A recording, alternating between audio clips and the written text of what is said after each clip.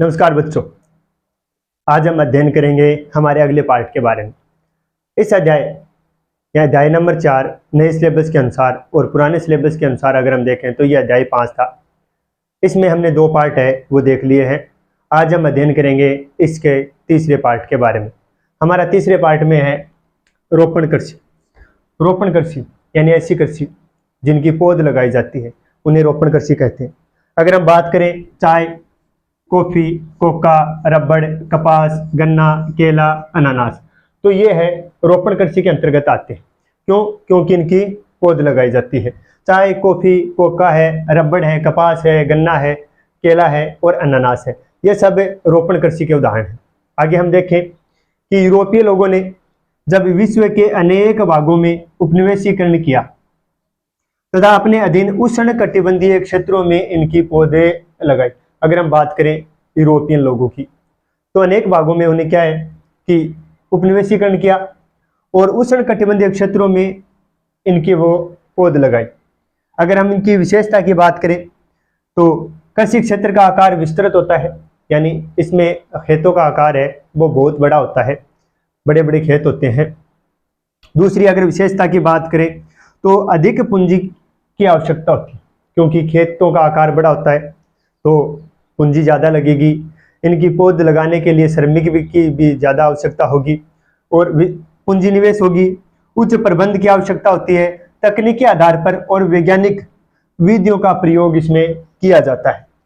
और आगे देखें विशेषता नंबर 3 है तो ये एक फसली कृषि है, यानी इसमें एक ही फसल उगाई जाती है। चाहे आप चाय की लगा लो, कॉफ़ी की लगा लो, केला लगा लो, तो इसमें एक फसल लगाई जाती है। विभिन्न प्रकार की फसल है वो इसमें नहीं लगाई जाती। आगे हम बात करें विशेषता नंबर 4 की तो इसमें सस्ते श्रमिक मिलते हैं और यातायात विकसित होता है, यानी ये कृषि उन क्षेत्रों में की जाती है जहां पर सस्ते श्रमिक उपलब्ध हो जाए। क्यों? क्योंकि इनकी पौध लगाने के लिए हमें ज़्यादा आदमियों की या ज़्यादा श्रमिकों की आवश्यकता होगी और उन क्षेत्रों में ये कृषि की जाती है जहां पर श्रमिक है सस्ते मिल जाते हैं। दूसरी बात है कि इनको बेचने के लिए हमें बाजार या मार्केट की आवश्यकता होगी, जिसके लिए यातायात चाहिए और उन क्षेत्रों में कृषि की जाती है जहां पर यातायात विकसित होता है। अगर हम बात करें आगे की तो फ्रांसीस वासियों ने पश्चिमी अफ्रीका में कॉफी और कोकोआ की पौध लगाई। अगर हम बात करें फ्रांसीस वासियों की तो उन्होंने अफ्रीका में कॉफी और कोकोआ की पौध लगाई है। अगर हम बात करें ब्रिटेन वासियों की तो उन्होंने भारत और श्रीलंका में चाय के बागाने लगाए। ब्रिटेन वासियों ने भारत और श्रीलंका में चाय के बागाने लगाए हैं। अगर हम बात करें ब्राजील में जो कॉफ़ी के बागान होते हैं उन्हें फेजेंडा कहा जाता है। बहुत ही ज़्यादा मोस्ट है ये। फेजेंडा किसे कहते हैं? तो ब्राज़ील में कॉफ़ी के बागान को फेजेंडा कहा जाता है और जिन पर यूरोप वासियों का नियंत्रण है, जिन पर अभी भी यूरोप वासियों का नियंत्रण है। तो फेजेंडा वाला हमें याद रखना है। फेजेंडा किसे कहते हैं? ब्राज़ील में कॉफ़ी के बागान होते हैं उन्हें हम फेजेंडा कहते हैं, जिन पर अभी भी किनका नियंत्रण है? यूरोप वासियों का। हमने रोपण कृषि है वो पढ़ ली है। अब हम पढ़ेंगे विस्तृत वाणिज्य अनाज कृषि। वाणिज्य का अर्थ होता है व्यापार, यानी व्यापार के लिए की जाने वाली कृषि को वाणिज्य कृषि कहते हैं। और इसमें क्या है कि मध्य अक्षांश के आंतरिक भाग है जो अर्ध शुष्क प्रदेश होते हैं ना, वहां पर इस प्रकार की कृषि की जाती है। कहाँ पर की जाती है? मध्य अक्षांश के आंतरिक भागों में अर्ध शुष्क प्रदेशों में इस प्रकार की कृषि है वो की जाती है। अगर हम इनकी बात करें तो इनमें खेतों का आकार है वो बड़ा होता है और खेत जोतने से लेकर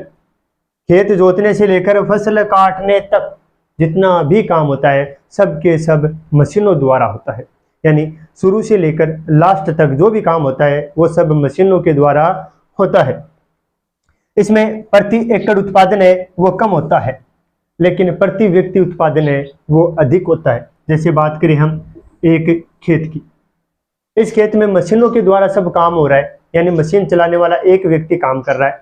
अगर इसमें उत्पादन होगा तो प्रति एकड़ जमीन मापने की इकाई, एकड़ में उत्पादन तो कम हो रहा है लेकिन प्रति व्यक्ति उत्पादन क्या होता है? इसमें अधिक होता है। यह कृषि है जो है यूरेशिया के स्टेपीज, यूरेशिया में जो स्टेपीज घास के मैदान है वहां पर इस प्रकार की कृषि की जाती है। हमें याद रखना है कि यूरेशिया में घास के मैदान को क्या कहते हैं, यह भी प्रश्न बन सकता है। तो यूरेशिया में घास के मैदान को स्टेपीज कहते हैं और वहां पर विस्तृत वाणिज्य अनाज कृषि की जाती है। उत्तरी अमेरिका में जो घास के मैदान है उन्हें प्रेरीज कहते हैं और उन पर भी वाणिज्य अनाज कृषि की जाती है। अगर हम बात करें अर्जेंटीना की, तो वहां पर पंपाज घास के मैदान है, वहां पर भी इस प्रकार की कृषि है वो की जाती है। अगर हम बात करें दक्षिणी अफ्रीका की, तो दक्षिणी अफ्रीका में घास के मैदान को वेल्डस कहते हैं और वहां पर भी इस प्रकार की कृषि है वो की जाती है। अगर हम बात करें ऑस्ट्रेलिया की, तो ऑस्ट्रेलिया में घास के मैदान को डाउन्स कहते हैं और वहां पर भी विस्तृत वाणिज्य अनाज कृषि है वो की जाती है। अगर हम बात करें न्यूजीलैंड की, तो न्यूजीलैंड में घास के मैदान को कैंटरबरी कहते हैं और वहां पर भी विस्तृत वाणिज्य अनाज कृषि है वो की जाती है। तो ये था हमारा विस्तृत वाणिज्य अनाज कृषि का टॉपिक। आशा करता हूं आप लोगों को अच्छी तरह समझ में आया होगा। तो बच्चों, अब हम पढ़ेंगे मिश्रित कृषि। मिश्रित कृषि में क्या होता है कि फसल के साथ साथ पशुपालन किया जाता है और फसल के साथ साथ पशुपालन करें तो उसे हम मिश्रित कृषि कहते हैं। आपको पता है कि पशु पालने के लिए, उनको चराने के लिए ऐसी फसलें होती है जो पशुओं को चारा उपलब्ध करवाती है। तो इस कृषि की मुख्य विशेषता भी वही है कि जो इसमें ऐसी फसलें बोई जाती है जो पशुओं के लिए चारा उपलब्ध करवाई जाती है। देखते हैं हम मिश्रित कृषि। विश्व के अत्यधिक विकसित भाग हैं उनमें इस प्रकार की कृषि है वो की जाती है। यानी इस प्रकार की कृषि है वो ऐसे भाग है विश्व के जो बहुत ही ज्यादा विकसित है, उनमें इस प्रकार की कृषि की जाती है। इसमें खेतों का आकार है वो मध्यम होता है, यानी खेतों का आकार ना तो छोटा होता है और ना ही बड़ा होता है। किस प्रकार का होता है, तो मध्यम प्रकार का। इसमें खेतों का आकार है वो मध्यम प्रकार का होता है। और इसमें बोई जाने वाली फसलों की अगर हम बात करें तो गेहूं है, जौ है, राई है, मक्का है आदि।